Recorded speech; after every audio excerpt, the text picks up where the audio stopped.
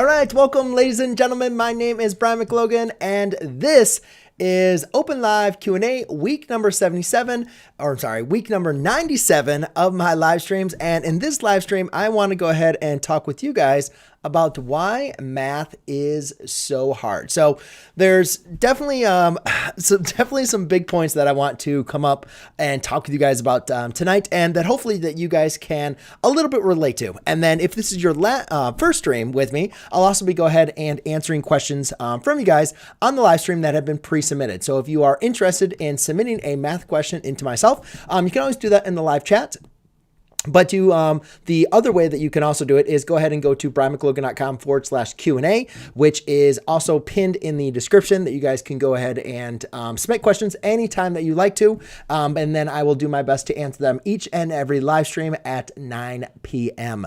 Eastern Standard Time. As well as also you guys can go ahead and join the Discord server, where you guys can go and submit questions over there, and then also get help from other students on just like yourself.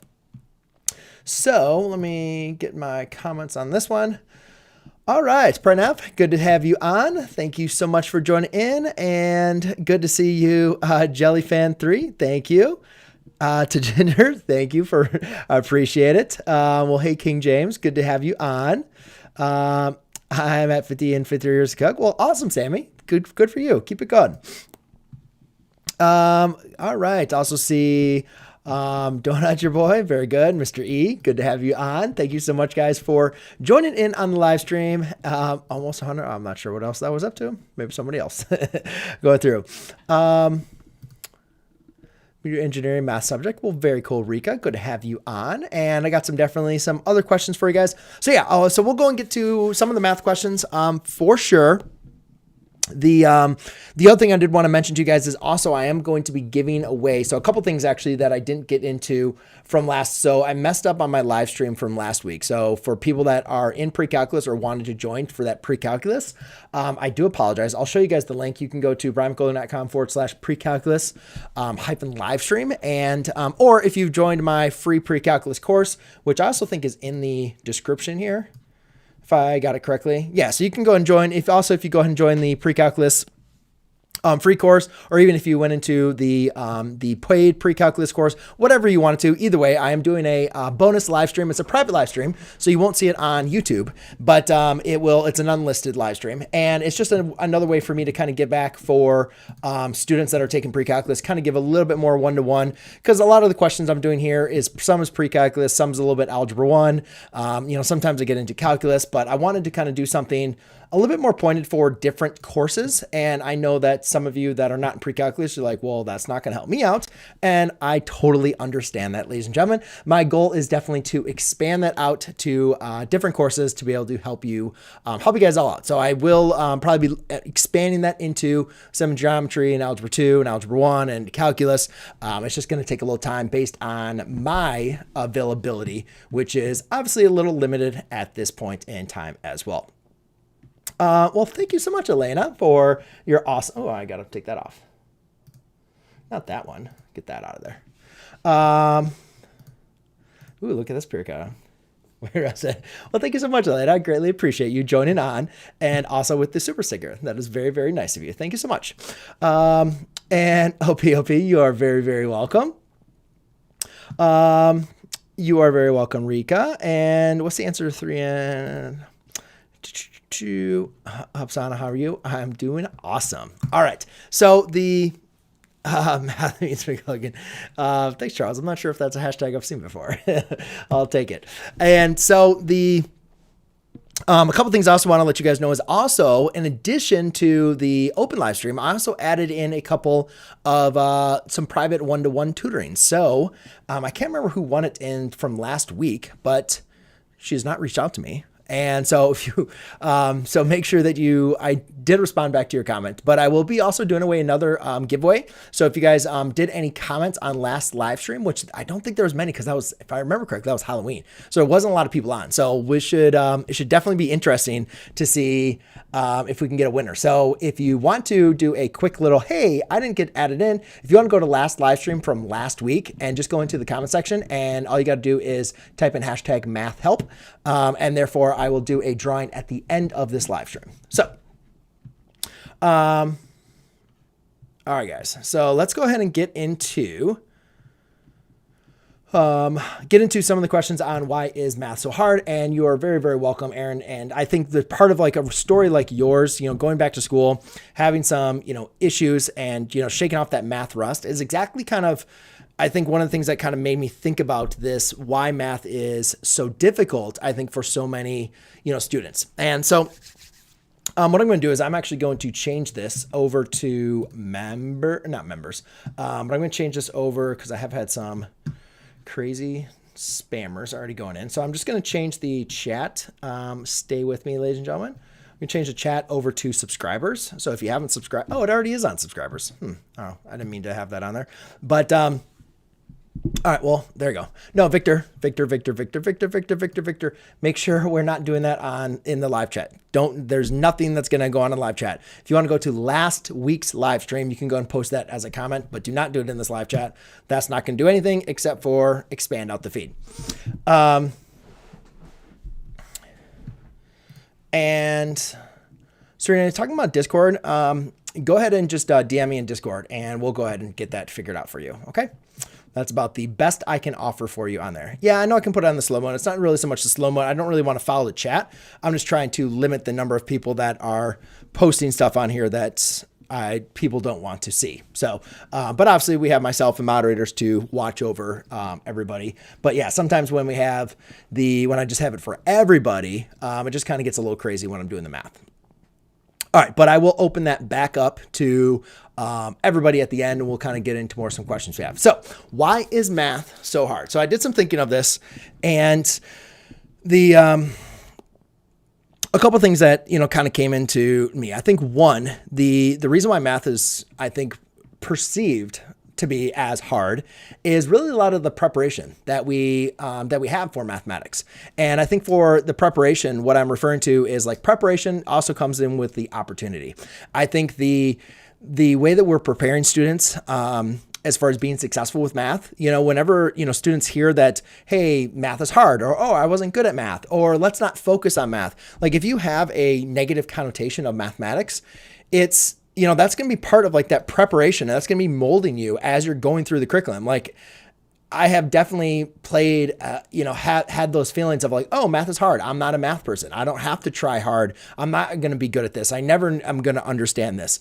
And I think whenever we have those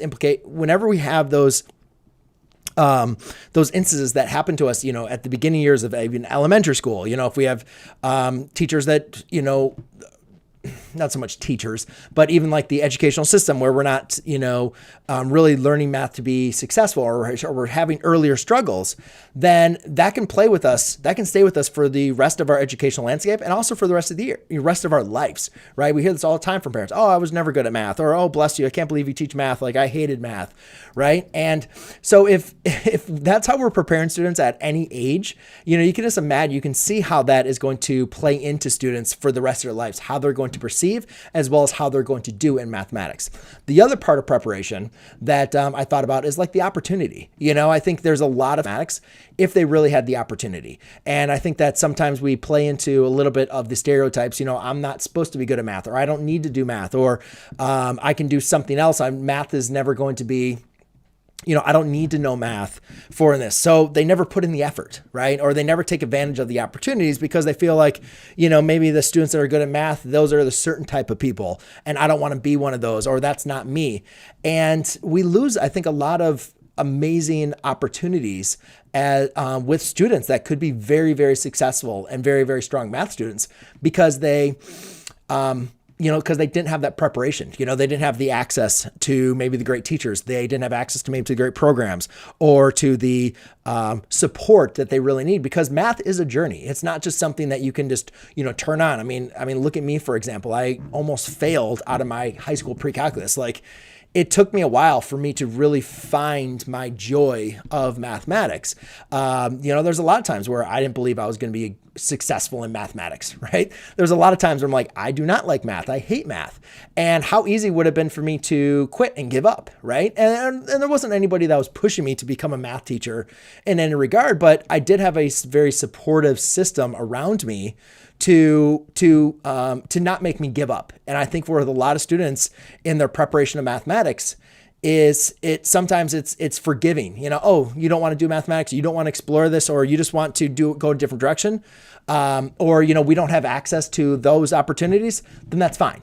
Right. And I think just this natural okay with not being successful or great in mathematics is hurting the preparation of students. And therefore we take this as it's very difficult. And it is very difficult. If you start with math not being successful at an early age, or you don't have all the preparation of what you need to be, all the opportunities, it can be, math is an uphill battle, and you're going to have a big supportive system to be successful in it. So that is definitely one thing that I would start off with. The next thing I would go into why math is hard is because it takes patience and it takes practice. And that's one thing that, people, how many times do people comment in the chat like, oh, what do I need to do for, this test, or how to get good at math? And it's like, there's nothing great that I can make a video on that's like, hey, the way to be successful is patience and practice. Those are two things that probably nobody wants to hear and nobody wants to do, right? I could easily make some videos of a trick. Here is a secret, whatever else, and, give you some kind of covering of how you're going to be good at something, and how you can ace your test or get a perfect SAT score, or whatever may be the case, to get your attention and maybe give you a quick win. But I think we all know in any success and any fashion of life, it's the long game, and it does take patience and it does take practice. And math is a skill that I think is, in that regard, is very reflective of real life. Of course you can be good at mathematics, and see. Now I have to stop. Oh, thank you so much, Charles. You gotcha. But I think with math, it's the same thing. It's the same thing. It takes patience. You're not always going to understand everything exactly right when it's said. Of course, there's always those people that do, and that's great, right? But my point that I'm trying to get to is there's struggles, right? You have to allow your time. You have to allow your brain to really digest the information. You have to allow yourself to be vulnerable with, not understanding things initially. And it takes patience, and it's frustrating because, especially in our day and age where, we have everything at our fingertips. We want instant success. We want instant knowledge. And math sometimes it doesn't play that game. It's going to take a little while, and that's okay. I think one of the biggest things that I always said as a teacher to students was that, it's okay not to understand something. Math is not a race. Give yourself time, give yourself space, keep on working at it, because you can learn math, but you got to give yourself time. And obviously that's another thing that I'm against, as far as math having to learn at a certain time frame, but that's a whole nother video. Also, math is a muscle, guys. You got to practice at it. Math is hard because you have to put at it, right? And it's like, everybody, why is any action a sport? It makes it look easy. When, golf, for instance, you watch people hit a golf ball and you're like, oh, it's just a sitting golf ball. But then you try to play golf and you're like, wow, this is really, really difficult for them to be that consistent and shoot those so many of those good shots so often, right? And then people will look at me, they're like, oh my God, math comes so easily to you. I'm like, no, if you solve 1,000 factoring problems, you should get better at factoring, right? If you shoot 1,000 free throws, you should be pretty good that when there's a free throw and the game is on the line, that you should be pretty, you should make that shot, right? 9 out of 10 times. And in the same respect, doing math, it takes time, it takes practice. You just can't do it once and be like, oh, I know how to do that. Because, obviously you're going to be tested in different types of problems in different contexts and so on and so forth. And the last one, which is probably the most popular one the last hint that I'd like to hit on with you guys about why math is so hard, which is probably the most popular, which is always a kind of a great discussion to always get into, is purpose. And I feel if students don't feel like they have a purpose of why they're learning math, why it's going to help them in their life, then, they're going to lose their motivation. They're going to lose the idea of, why am I even going to try? and learn this stuff? Why am I going to try doing this? Why am I going to put myself through this mental fatigue of doing this math work, of trying to understand the stuff if it has no relevance in my real life, right? And I think there's a lot of merit to a lot of students' frustrations. I mean, obviously I remember I became a math teacher because I wanted to change the way math was taught, because that was the same way I thought as a student. And there's a lot of truth to that. I'm not discrediting it at all, because again, that was me as well. I think looking back at my time as a math teacher, and, and then also looking at the math that we do, I know that we do a lot of disservice to math education and to students with the way that we teach math, with what we expect students to know, and really trying to still have this idea of stuff that you need to know to be successful in life. And yes, there is a lot of good math. And yes, I'm a proponent of patience and practice. And I don't think that everything needs to be done for real life situations. I'm not a big proponent of, just always learning stuff that you're going to immediately use in real life. But there's also a lot of stuff that I think we force students to have to learn in math that I don't think really needs to be a criteria that they need to be able to solve one way or another from there.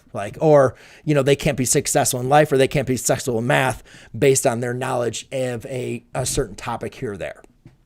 And so again, that's a whole other video that we can get in, but those are some of the topics that I want to do, highlight for you guys, and on why I thought math is so hard. But if I maybe missed one, or you want to add one in the comments down below, then feel free to go ahead and add them. I will be checking in with some of you guys as your comments come in, and then we'll go and get to the math questions that were submitted. And again, if you have not submitted a question to me before, you can always go and submit questions in the live chat, or you can also go ahead and submit them at brianmclogan.com/Q&A. And Maka thought, well, thank you. I'm so glad. Hopefully I hit some good points that you agree with. All right. So Jimmy says, I'm currently in grade 11 functions and I'm failing bad. Any tips? Yeah, you got to go. Talk to your teacher, get a tutor ASAP. Do not wait. I don't know what school you're at, where you're in, but if you are starting to struggle now, right? You need to get help immediately, because last thing you want to be doing is trying to, be at the end of the spring. You don't want to be in school, right? Everything the weather's nice. You want to get out. The last thing you want to be doing is overworking yourself to pass your class. So immediately, once you start to struggle, get the help immediately that you can. And again, if you whatever you can do to kind of get that grade up, that can make huge dividends for you at the end of the year. All right, Steven. Well, best of luck. Best of luck, sir. You got this. Where can I find the last live chat? So if you go to my channel, if you just go to my videos and just go to live streams, you can go to the last live stream. And I'm not sure how great the last live stream will be for math help. But you can always go and submit to my one-to-one tutoring from on there by typing in #math help on the last live stream to go ahead and do that. And we'll go from there. What's the hardest math course? Well, I haven't taken all the math courses that are around. I will say my abstract algebra course and my was probably one of my more difficult courses that I took as at least an undergrad. And that's not as far as I went, but that was one of my more difficult concepts that I had to kind of figure out and get with. Lex says, my girlfriend is finding a tutor because she's struggling so much with math and she cries of stress and I feel so bad because I am dumb. Well, think it so much as you're dumb. As I mentioned, math is hard, right? And it's good that you're finding a tutor. That's exactly where you need to be, because the good thing about a tutor or a teacher, somebody solved those problems many, many times before. So they know what to look for. They know where to kind of get started. And again, please remember, everything that I mentioned about why math is hard, two of those things have nothing to do with who you are. So I wouldn't say that you are dumb. The preparation, I don't think a lot of times comes from our systems that we have built out for our educational systems and our societal kind of norms and as well as stereotypes. I think for the purpose of mathematics, that's definitely our educational system, how that is set up. You have nothing to do with those two. And I think the way that those do not help mathematics become a subject that makes it easier for students as well as for people to be successful. Now, obviously, the patience and the practice is individual. Like that's on you, right? So, but none of those had anything to do with you being dumb or stupid, right? You got to give yourself time. It's okay if you don't understand things. That's perfectly okay. That's the whole reason of me saying patience. You got to be patient, give yourself time, and then put in the work, practice, right? And I know finding a tutor is exactly what you want to be doing. That's perfect. So kudos to you for that. Oh, not that. All right. Oh, well, thank you so much, Christy. Oh, and I didn't get through on this. Oh, and a super chat. Awesome. Thank you. I took development classes twice, integrated twice, college algebra and trig once. I have to take time and a lot of work. I encourage people not to give up no matter how hard. Yep, absolutely, Christy. You know, exactly to your point. Like, thank you so much for the super chat. It really does mean a lot to me. But again, like, not a lot of people want to go through that. Not a lot of people want to hear that, right? And not a lot of people are like, oh, I don't want to take a class twice. I'm going to take it one time, right? So what do? They take the shortcuts, right? And then eventually the shortcuts are going to catch up to you. So kudos to you for going back to doing, you know, and you might not have had a opportunity thing, but it's like, it's tough. It's tough to recognize that you weren't successful the first time you did it. It's tough. Nobody wants to accept that. Nobody wants to acknowledge that I have to retake a class, or I got an F, or I failed, or a D or a C. I'm not good enough to move on to the next class. That's tough. It's tough to accept that. But I really think that the way that to be successful in any area of your life, you have to be able to understand where you're at and what you need to do to get to the next level. And so, thank you so much again for super chat, and kudos to you for going back and doing that. That's how you're going to be successful in, math as well. Oh, learned. Okay. I was like, lead. I was like, oh, that's kind of weird.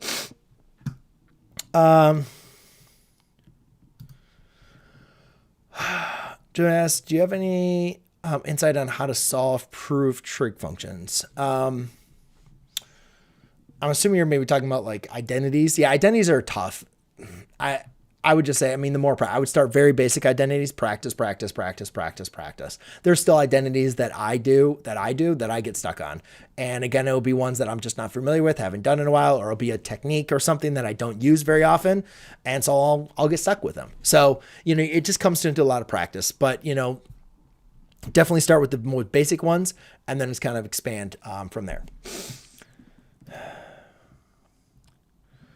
How early should you start to prepare for your SAT, ACT? I would start as early as possible. And in reality, like if you have 30 days, ideally, at the minimum, I would start doing practice problems, practice. You want to do as many absolute practice problems as possible. Like they have all these free SAT, ACT, books and, online tests. Like I would do as many as you can. I would try to do 20 to 50 problems every single night if you possibly can. I know you got to take other classes and I totally get that. Like I don't want you to, and again, that's my problem with the SAT, ACT is some people can just go super hyperdrive, just focused on that. And is that really a great representation of your understanding or being successful in life? Yeah, yes or no. Yes and no, I guess. But I think one of the things, if you want to do absolutely best, try to do as many problems as you possibly can. Be super focused and practice them, because once you get really close to the SAT, I don't want you to be doing that many. I want you to just kind of be reviewing, relaxing, and getting prepared. But yeah, you're going to want a good couple weeks of doing a lot of problems, and the more the better. Well, thank you. Another super chat. Oh, wow. Again. Brian, my friends and I watch your videos all the time during my study periods. You truly make math interesting and jolt for us. Thank you. Well, you are very welcome. The Angry Comedy Unclip. Thank you so much. I really appreciate that. What's up? Same for me.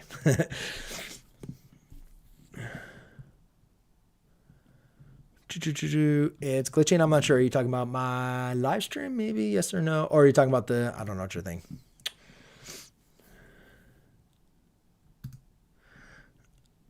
Weird question, but do you think a new mathematical concepts will be invented in the future? It's an interesting question. I do think that there is, I mean, as far as like a new, yes, I know you put the new math in quotations. Yes, I do believe there's always going to be, there's going to be a constant struggle with how we are packaging the instruction and the understanding of mathematics. So yes, I do believe there will be another way that we're going to come up with this mathematics for sure.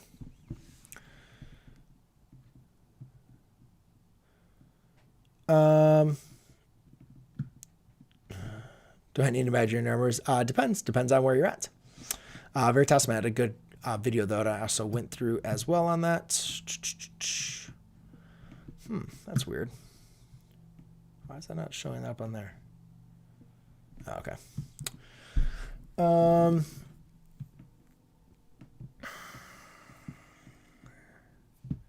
don't know where you guys are getting this. Conic sections. Yeah, so when you're doing conic sections, I would just highly recommend putting everything in, making sure that you have it in that standard form. And then again, really conic sections is kind of the same thing over and over again. Once you do that practice, you'll start to see it. I mean, you're finding the center, you're finding the vertices, you're finding the A, B, and C, right? So, just make sure you recognize you got to know the orientation, right? Vertical or horizontal. That's a big one, a big mistake that students will make from there.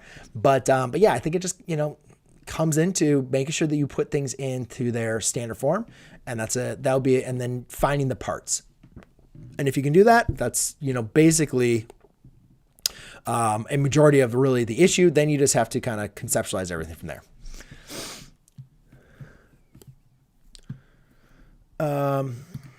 Yes, Munchie, organic chemistry teacher. Good.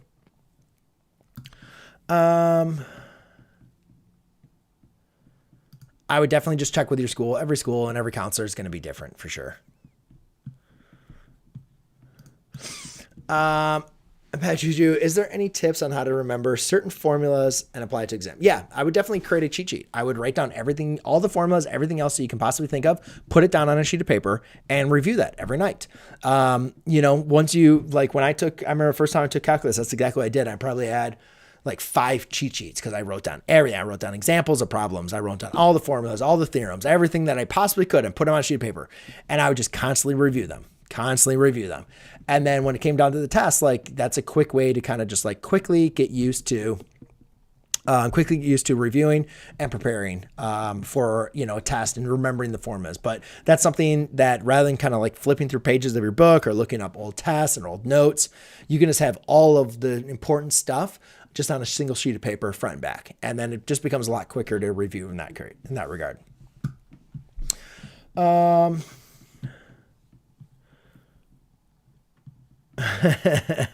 I can totally relate for in there. Just keep on putting in the work. Remember, guys, with every math class, there's a start and there's a finish, right? So, not every class that you're ever going to have is going to be the best. And I've had many classes where it was the course that I hated, many classes where it was the professor that I hated. And again, what I mean from that, let me put that in context. The content of the course is what I hated, or how the teacher delivered it is what I hated. I'd have other students that were in the same course, but had a different professor, and oh my God, I love this. I love it. And it felt like the professor, which was making the course hard for me to understand or really to relate to it. So, just with anything, guys, that's real life. And so just remember, you got to do what you got to do to get through the end, and just kind of, one day at a time. I'm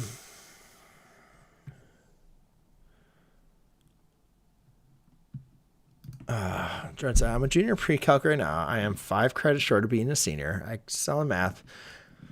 Yeah, I would say why not? I mean, Jordan, and again, it all depends on what you want to do with your math. Like I said, talk to your parents, talk to your guidance counselor, talk to what you want to do in college. If you need the AP, if you want the AP, if you're taking other classes, that's going to be really difficult to put in the work for, if you're taking a lot of other AP courses, there's a lot of things that come into that I want you to put into consideration. So just don't take it, for me or one person. You got to kind of put into that context of everything.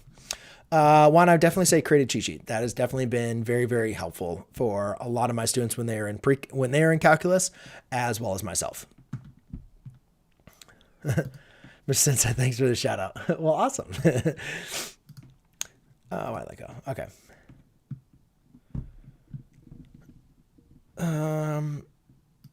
Rika, I'm not really sure exactly. If you want to go ahead and submit that to me, then I'd be more than happy to like take a look. Again, guys, I'm going to go and get into the math questions now. So therefore, so we don't go overlaying. And then obviously if there's any other questions that you guys have, I will be more than happy to answer those math questions after knowing the math. So again, if this is your first live stream or you forgot, you guys can submit questions to me anytime at brianmclogan.com/Q&A.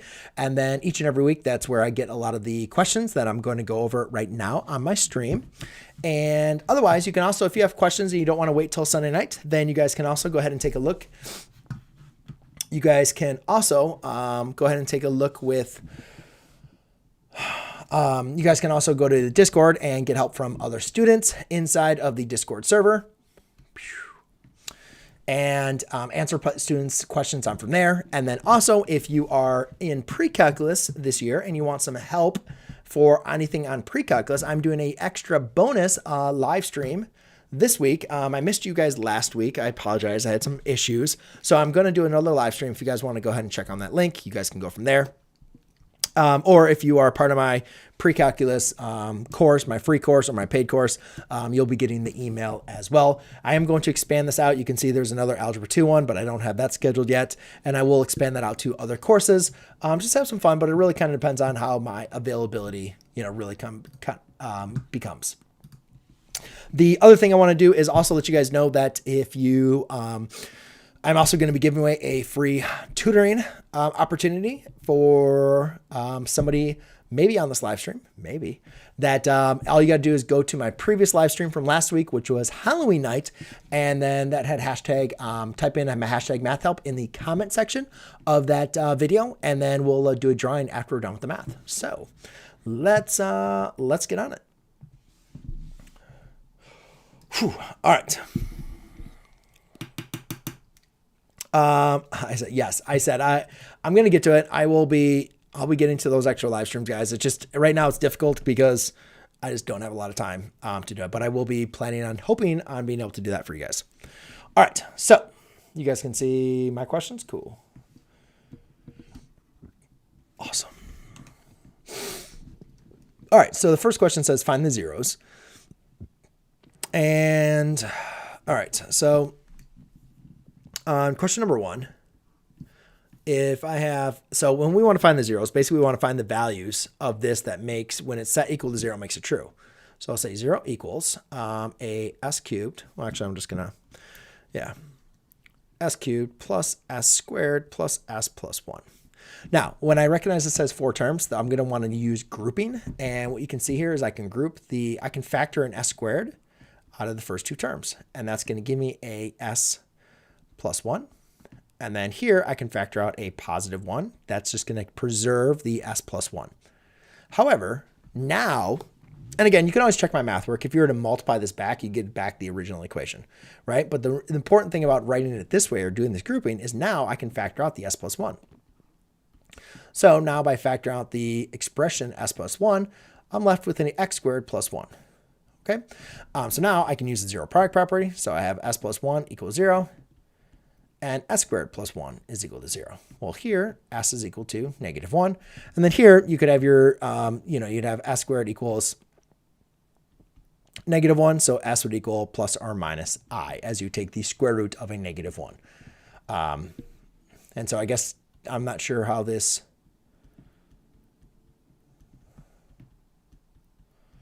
I'm not sure how the answers, what type of zeros we need to form. So we'll just keep it at that. For question number 2, that is a trinomial. And a lot of times when trinomials, I want to look into a quadratic, but it's not a quadratic. It's a cubic. However, I can factor. Did I do that? No. Okay. So I'll set it equals 0 plus a 2x squared minus 6x. Well, I can factor out an x. And guess what? By factoring out the x, guess what happens now?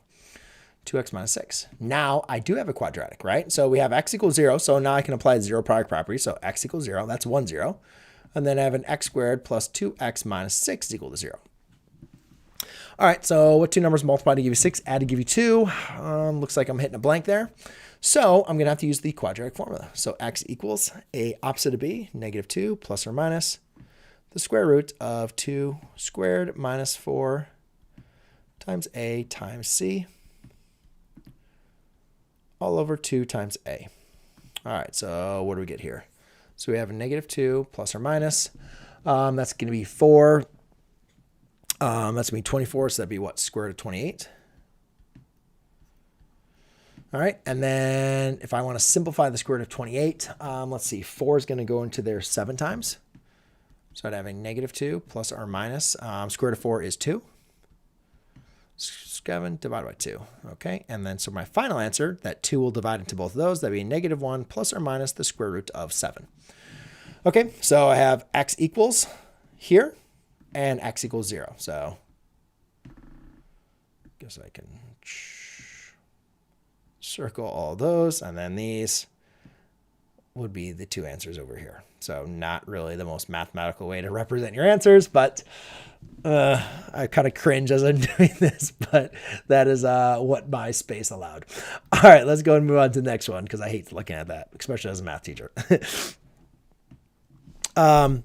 So what advice can you give memorizing all the rules, derivatives, calculus, practice? All right, so I talked about this. This one back, create the cheat sheet. Write down everything that you just said.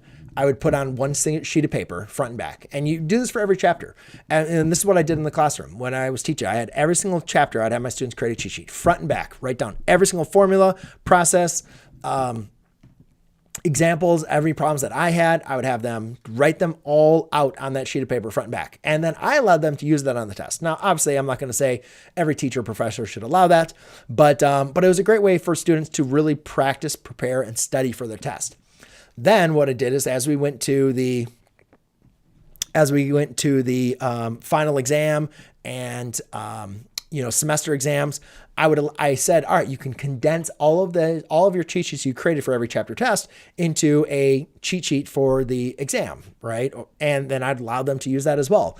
But again, what it did is it helped them study, and it helped them really refine all that information that they've had down to a single sheet of paper. So that's what I would do for that. Question number 4, what does the y mean to the left of the equal sign in the slope intercept formula? Y equals mx plus b. Is it a variable that relates to the slope? No. So m relates to the slope. How much longer are people living each year?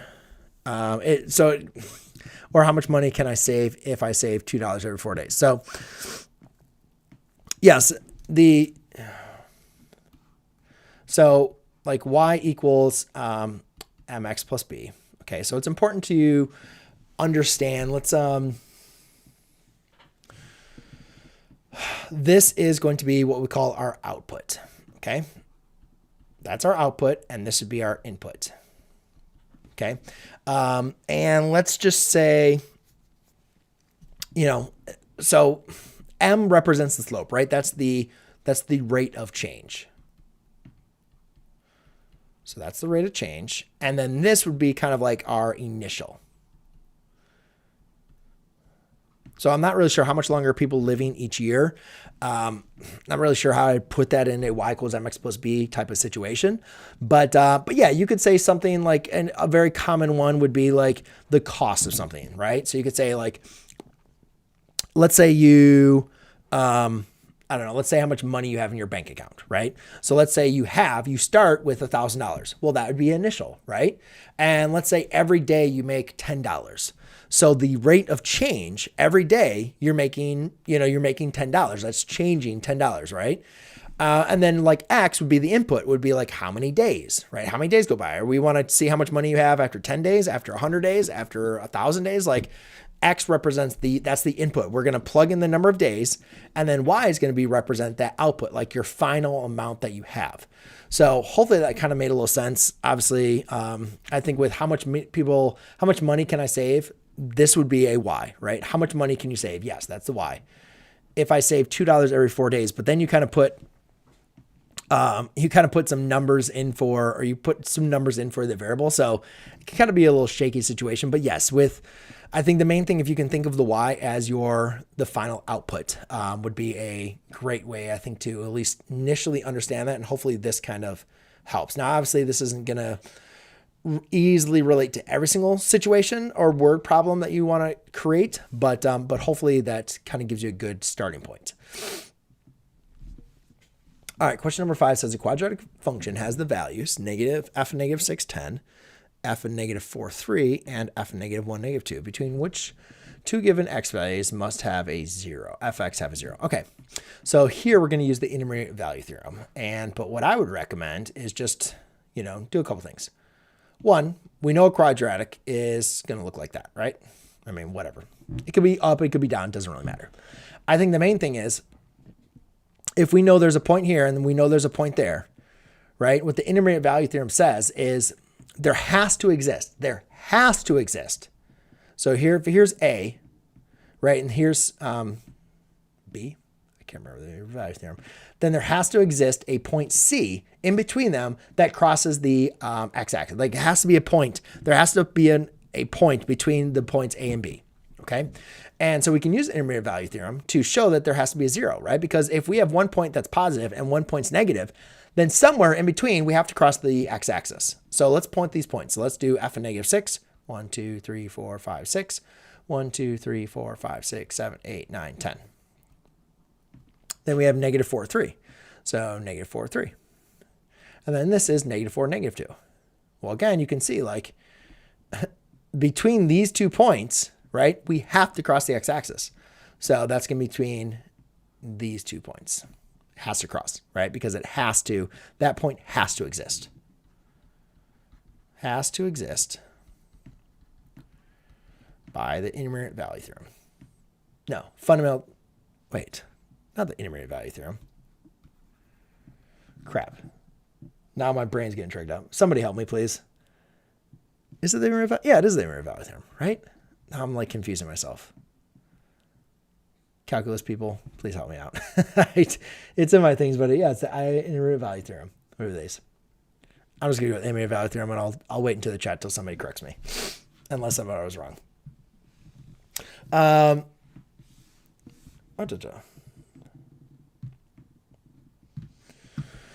right, let's do this one. What is the remainder when p of x equals x squared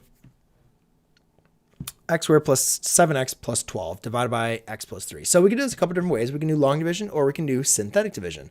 I think I can recognize that this actually would be factorable. So the remainder is going to, looks like it'd be 0, but it doesn't seem like it's going to work. So let's go and do long division. A lot of people don't like to do long division. So long division is great. Why does this not work? What is the remainder when p of x divided by x plus 3? What the? X squared plus 7x plus 12. All right, let's go and do this. So when you're doing long division, you're going to take the first term. Actually, forget long division. Let's just do this the fastest way possible. If I want to find the remainder, okay, the fastest way to absolutely find the remainder, guys, is you could do either long division. Actually, let's do long division in this case. I'm sorry, not long division. Let's do synthetic division. So you can do synthetic division. Just take the coefficients, right? 1, 7, 12. And then go from there. So bring down to 1. 1 times 3 is negative 3. 4, negative 12, that's 0. Right? So I'm not sure why 0 is not an answer. What is the remainder? I don't know what I'm doing wrong there. Yeah, that's weird. Okay, it's 0. Another way, though, you could also test that is you could also just plug it in. So that is going to be the remainder theorem. And so if you're just going to plug in, like, let's say y sub negative 1, right? So rather than using a negative 1 on the outside for here, so you could have 5, 2, and negative 3. Let's just do it this way. Actually, I can show you this way too. So if you did p of negative 3, that'd be negative 3 squared plus 7 times negative 3 plus 12, right? And that'd be what, a 9, 21? Yeah, so still equals 0. So let's do 5. Negative 5, that's going to be what, a negative 3, positive 3, that's 0. So 2 of them are 0. And let's see, 5 times negative 1 squared plus 2 times negative 1 minus 3. Let's say that's 1, so that's going to be a 5, negative 2, yeah, 0. Yeah, I think the remainder, mostly the remainder theorem would work. A lot of times I don't mind doing synthetic division. I think synthetic division a lot of times, in my opinion, can be faster than even the remainder theorem. But obviously the remainder theorem is very powerful. Like for these problems, it's very easy to do synthetic division. But for a lot of times, the remainder theorem is definitely going to be more helpful for like a bigger equation. And Arwardo, thank you so much. I greatly appreciate that. Just caught your comment, so I thought I'd say hello. I don't know. You guys make me laugh. Okay. All right. So, and then this one, I was looking at your equation. I mean, at least in my opinion, I think the one thing that I saw on this one was the lowest cable. Yeah. So that's 6 feet, right? So that's 6. And then it says the vertex of each section needs to be exact halfway point horizontally. So I think what I thought, if this was 300, and I don't know, maybe there's something else I'm missing. If this is 300, then that's going to be 150, right? So then this would be 75, I'm assuming, right? And then if you added this, that'd be 225. So that's what I was thinking for the vertex on each one of those on there. And again, I could be just thinking that wrong, but hopefully that was helpful for you guys. Or at least the way I looked at it. I do long division. Yeah. And there's nothing wrong with the long division. I kind of got it just, I was like, it's kind of getting late. Why am I going through this long stuff? All right. You got it, Mr. Andrew. Best of luck. So the next one is graphing tangent. So a student asked this before the live stream happened. I'm like, you know what? Let's go and cover this live stream. So one thing I want you guys to know is like tangent. How do you remember tangent? Well, here's the best way I like to do it. We need to remember tangent of theta equals y over x. Okay, so I think that's just one thing most students we need to know. You need to know this part of the unit circle, the intercepts. -1, 0. And this point is going to be 0, -1. Okay, so remember y over x. So if you're going to go, if you're going to take y over x, 0 over 1, that's going to be at 0. And then remember this angle is pi halves. You can see that is undefined. And then at, if you went to negative pi halves, right? Negative pi halves, you'd see that's undefined as well. Boom. Then there's basically your graph. So you need to know that at least it's how it's approaching for each one of those, and you can plug in values. But I think one of those times when students forget, it's not so much the graph of tangent, like it recognizes that S curve, it looks like the cubic. But I think the other important thing to people will get stuck with tangent is where are the asymptotes. And that's where I like to use the unit circle. The other thing, this doesn't really go into graphing tangent, but I think with students, it is very important as long as you understand the transformations of your trigonometric your functions, you'll be fine, right? A is going to be your stretch and compression, as well as reflection about the x-axis, right? B is going to be your horizontal stretch or compression, also changing the period, right? Because remember the period is pi divided by B. C is going to be your horizontal shift, left and right. And then D is going to be your vertical shift, up or down. And there you go. All right, guys. Well, don't go anywhere. We still have our giveaway that I'm going to go ahead and get set up. But if you guys do have any other questions, maybe math, maybe not, we'll go through.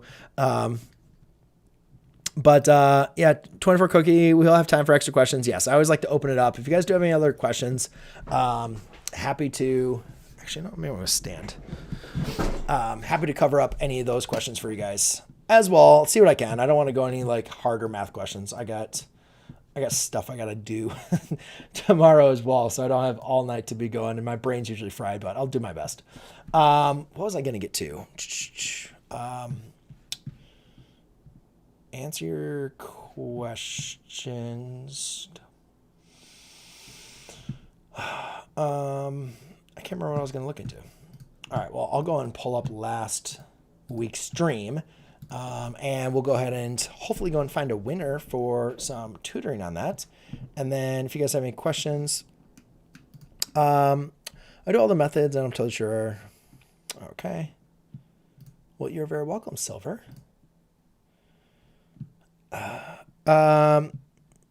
Chrissy, can you solve cosine squared minus 1.1 cosine of x? Minus 1.0. I mean, I would... I would, okay. I think what I would do in that case, if I recall it, I mean, you're going to want to, I mean, I would basically treat it like a quadratic. So I would, I'd have to like work through that problem just like to verify that, like it's a little more difficult for me just to be able to hop on for the stream. But what I would do in this case is I would replace cosine of x with x squared, or I'm sorry, cosine of x with x. And so therefore you're going to use the quadratic formula to solve for cosine of x. So replace the cosine of x with x.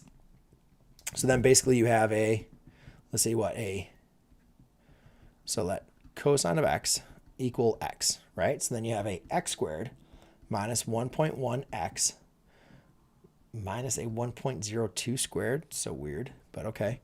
That's going to give you some value, right? And then you use your calculator, solve for x, right? And then just remember that's cosine of x. And then you're going to either have to use a calculator again to be able to solve for cosine of x there. So you just want to use a little substitution in that case.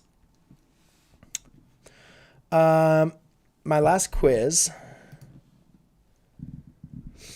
had a question around lines of g of x equals to f of x minus 3 plus x plus 3, provided a graph. Not seeking much in terms of an answer, but mainly just a method quickly doing this. I'm not sure I understand your question. I don't think the fastest way to work each individual point. I could be wrong. Yeah, and Pranav, I used x, but yeah, you technically I should use. I should use. I don't want to confuse you with x. So yeah, you should use u. That's a better one. Thank you so much. Topher Cookie, I'm not really sure I understand your question though. The last quiz I had a question around the lines.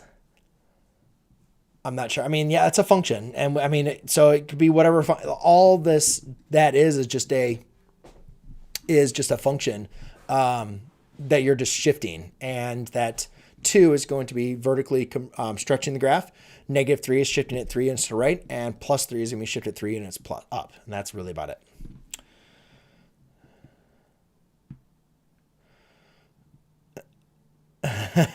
But I do hate math. Maybe all of us are just a little crazy, right? I mean, I'm doing a live stream on Sunday night about mathematics, and you guys are on a live stream about math. Maybe we're all just crazy, right? I mean, who knows? It's all right.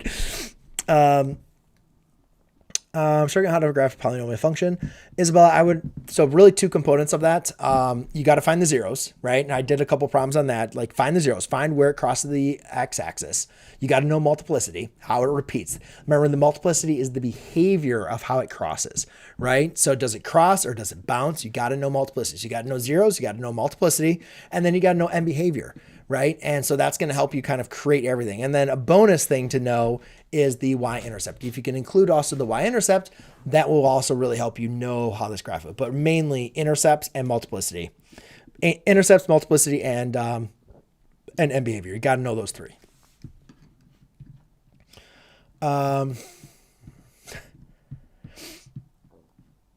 Yeah, it just builds off each other. I mean, you got to know the basic stuff and then goes from there. Yes, that would be x equals -3. So that can be factored down to an x plus 3 times x plus 3 or x plus 3 quantity squared, and then square root of both sides, x equals -3. Oh, there you go, Pranav. Thank you. See? Cheers.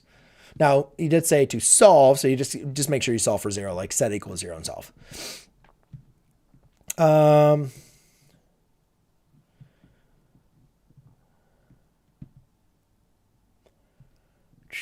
Let's see a lot of questions. You could. I mean, like I said, that's one thing I talked about in my math journey. Like I faked it a lot, right? I mean, I didn't do the work that I needed to do, and eventually caught up to me. And yeah, calculus was one of those courses where I was like, it really showed that you don't know. And calculus, pre-calculus are those types of courses. If you don't know what you're doing, it's going to show up. So I commend you for, typing that and like recognizing like, hey, I don't really know what I'm doing as well as I probably should. And start right now. Get going on what you need to do. That's exactly where you need to be. So congrats to you for that.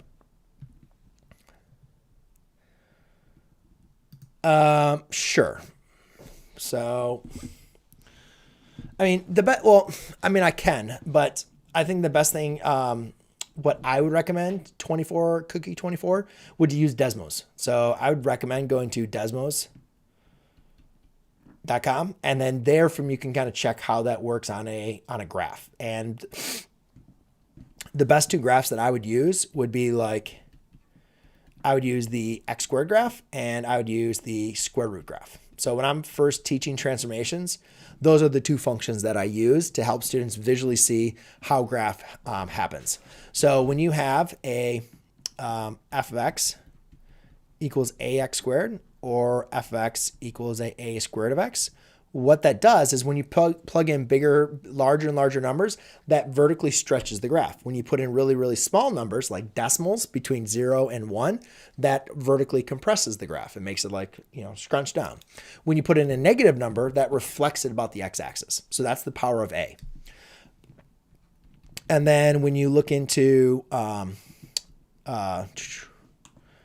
functions inside the graph, like x minus c squared, or f of x equals square root of x minus c. See how the c is inside the function? See, this is being squared, or this is taking the square root of. The inside the function is shifting the graph left to right. And you'll see negative does not mean to the left, so it's actually shifting it in the opposite direction. And then in this case, if I had x squared plus d, or fx equals the square root of x plus d. See how these are not inside the function compared to the c? That's going to be shifting the graph up or down. So it doesn't matter what the graph is, doesn't matter what the function is. The values, the letters, the numbers do the exact same thing. So hopefully that was helpful for you. My least favorite, I would probably say actually doing like probability. Not like probability statistics.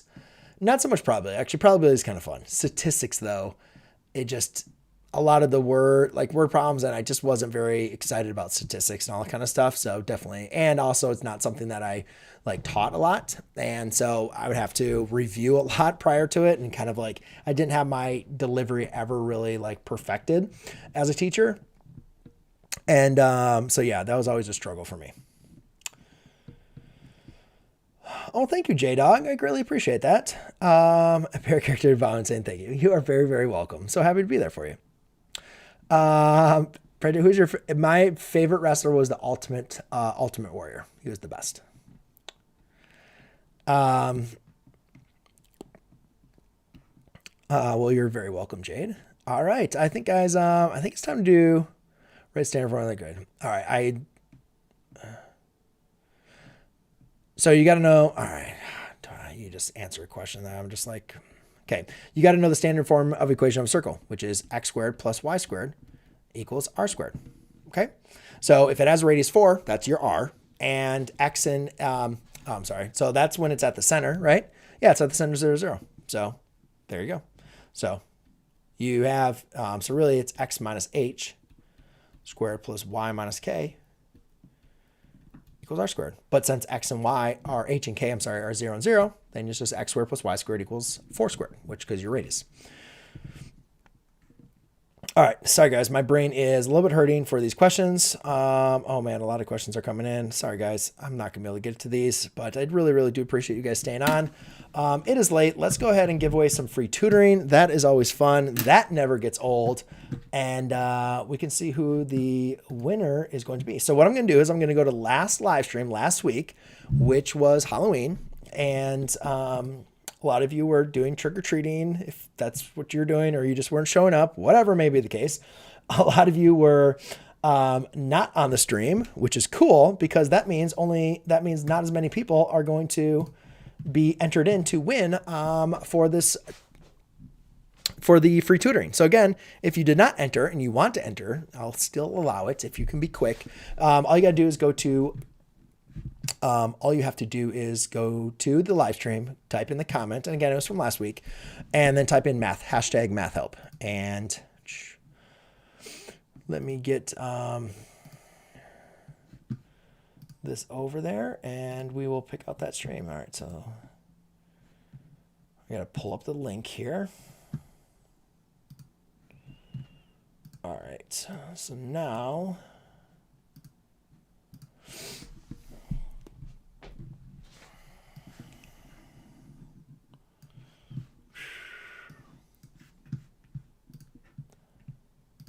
is this it? Yeah, questions got on there. All right.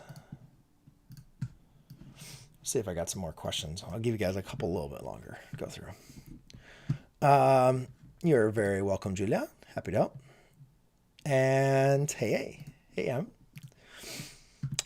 Is there any other course of yours for pre-calculus? Is there any course of yours for pre-calculus? Yeah, check the description of this video. I have a couple for you. I have a free one and a paid one. Not really a free one. It's the free one is getting ready for pre-calculus. Yes. Thank you, Christy. I never push enough. Now, Isabel, make sure you go to last live stream, which was called Questions Coming Out of Everywhere. Go to that live stream and type in #mathhelp. Okay? Go to the last live stream, guys. Last live stream, not the chat. Not the chat. Not the chat. Okay? Do not do it in the live chat. Because you're not going to enter to win. Do not do it in the live chat. Now you guys are just making go ahead. All right. So in case if you did not know which one I'm talking about, I'll show it to you guys.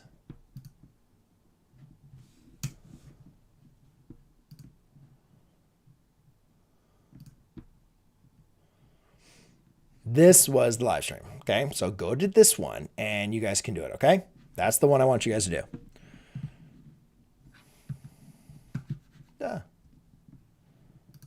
Okay.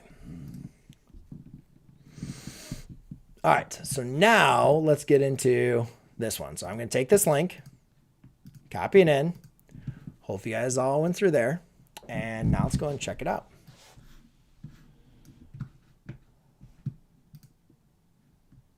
I want to see actually how the questions are coming in. Oh, yeah. A lot of math helps. Yeah. Look at you guys. 1 minute ago. Awesome. Getting in there. All right. Sweet. Good for you guys. All right, guys. Let's get into it. Paste. Here we go. You guys can see, right? Yeah. Okay. Oh. All right. See. All right. Anything goes. Now we're going to keyword filter. And we're going to do #mathhelp. All right, guys. Here we go.